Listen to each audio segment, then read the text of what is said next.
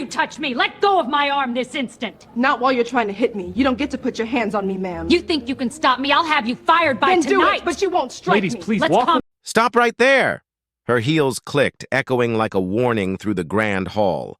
Cameras flashed, guests froze, and Eleanor Whitmore's eyes narrowed, her empire of fear suddenly trembling. A maid? Speaking back?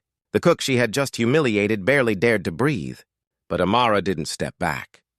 She pointed, she spoke, and the words cut sharper than any accusation Eleanor had ever made. Silence filled the room, heavier than any threat. Everyone feared the millionaire's wife, until one black maid shattered that fear in front of the city's elite. Comment your city below if you'd stand this brave. The mansion on Maple Hill was more than a home. It was a monument of fear. Every marble tile, every glimmering chandelier whispered one name, Mrs. Eleanor Whitmore, the millionaire's wife. She wasn't just wealthy, she was untouchable. Her word could cost someone their job, their dignity, even their future. The staff moved like shadows, silent, invisible, careful. No one dared to make eye contact when she entered. Her heels clicking on the floor were enough to make the air tighten. The gardeners, the drivers, the cooks, they all knew the rule, never cross her. But to the outside world, Eleanor was elegance itself. She hosted charity galas, smiled for cameras, and preached kindness from her grand balcony. People adored her because they didn't see what happened when the cameras stopped rolling. Then came Amara, the new maid. She was young, soft-spoken, and freshly arrived from a small southern town. She worked hard, grateful for the chance to earn enough to send money home. But there was something different about her, a quiet courage that others had long lost. She noticed things. The way the older staff flinched at every order. The way certain employees were always blamed for mistakes they didn't make is concerning. Still, she kept her head down. She had promised herself, just do your job, stay invisible. But injustice has a way of finding even the most silent hearts. And soon, Amara would learn what fear looked like up close, how power could twist a person, and how one act of quiet defiance could change everything. Because behind those polished walls, something was about to break. The balance of fear and silence that kept everyone in check was about to shift, and it would all start with one public moment that no one, especially Eleanor Whitmore, would ever forget. Amara had been working in the Whitmore mansion for only 3 weeks when she began to see what others had warned her about. Eleanor's cruelty didn't come in shouts. It came in silence, in looks, in carefully chosen words that left people smaller than before. Every morning, the household began with a performance. The butlers stood straighter, the cooks pretended not to breathe too loudly, and the maids moved like ghosts.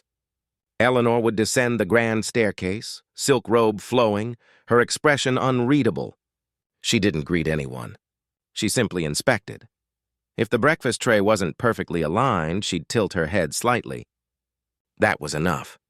Someone would be blamed, usually Amara. One morning, she accused Amara of scratching her favorite porcelain teapot. "It's always the same story," Eleanor said, her voice honeyed with disdain. "They don't pay attention. They never do." The word hung heavy in the air. The others kept their eyes down. No one spoke. No one ever did. Amara swallowed her pride and apologized, even though she hadn't touched that teapot. Later, in the laundry room, she found Maria, the oldest maid, quietly crying. Her pay had been cut again, blamed for something she hadn't done. That night, Amara couldn't sleep. The unfairness clawed at her. She remembered her mother's words. Silence is safe, but it keeps you chained. Days turned into weeks. The injustice deepened. Eleanor began using Amara for tasks even the new hires found beneath them. Cleaning floors that didn't need cleaning, re-ironing already perfect sheets, polishing the same silver twice a day. And always, that same subtle venom in her voice when she said, "You people should be grateful to even be here." Still, Amara endured. She told herself she couldn't afford to lose the job. But inside, something was burning. Then came the annual charity luncheon. a grand event with reporters, socialites, and the city's elite. The mansion sparkled. Every staff member was on edge, rehearsing perfection. Eleanor loved these moments, the admiration, the attention, the illusion of grace. But that day, as the guests gathered around the long marble table, Amara noticed something wrong. An older cook had spilled a small drop of sauce on a guest's plate before it was served. Eleanor saw it. Her face froze in cold fury. In front of everyone, she turned on the cook, a black woman nearing 60. "How many times must I tolerate this incompetence?" she said sharply, loud enough for every guest to hear. The woman's hands trembled. She tried to explain, but Eleanor cut her off. "Enough. You're dismissed. Right now." The room went silent. Cameras flashed. Guests shifted uncomfortably. Amara's chest tightened. She felt the same rage she'd buried for weeks rise to the surface. No one moved to defend the cook. No one dared.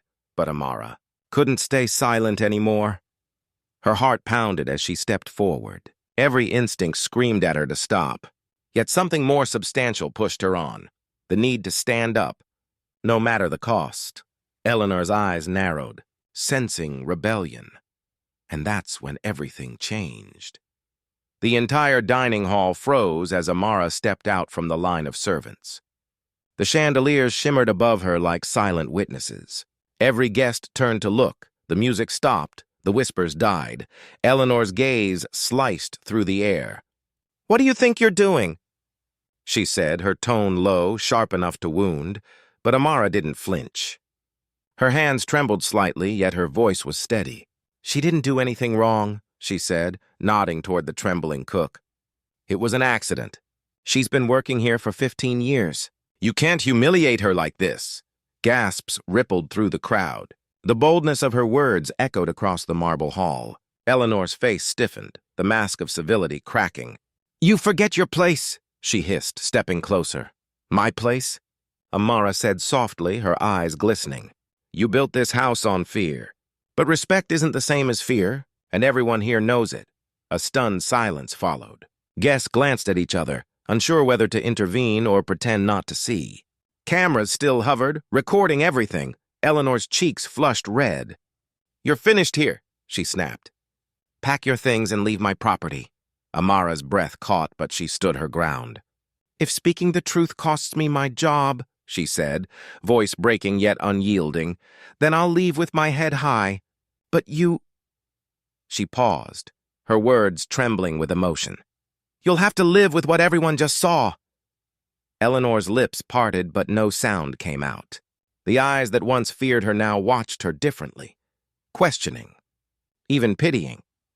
In that moment, power shifted. The millionaire's wife, feared by all, stood speechless, silenced not by wealth, but by truth. Dear audience, where are you watching from? Drop your city name in the comments. The luncheon ended in uneasy silence. Guests left quietly, avoiding Eleanor's gaze. The story spread faster than anyone expected, first through whispers among the staff, then across the city as the footage leaked online. Within days, the world saw what really lived behind those mansion gates. Not grace, but cruelty wrapped in luxury. Eleanor Whitmore retreated from the public eye. Her charities withdrew their partnerships. Her name vanished from the society pages she once ruled. But inside the mansion, something far more powerful changed. The air of fear was gone. The staff began to speak, to laugh, to breathe again. As for Amara, she packed her few belongings and left that same evening. She had no savings, no plan, only peace. When reporters found her days later, she didn't speak of revenge. She spoke of dignity. "You can take someone's job," she said, "but not their worth." Her quiet defiance became a spark for others, the invisible workers, the unheard voices, the people who had been told to stay silent for the sake of keeping their place. Months later, Amara found work elsewhere, not in a mansion but in a small community center, helping women who had endured similar injustices. Her act of courage reminded everyone watching, power can build walls, but truth breaks them, because sometimes the loudest voice isn't the one that shouts, it's the one that refuses to stay silent. Thanks for watching. Subscribe for more powerful true stories. What would you have done in Amara's place?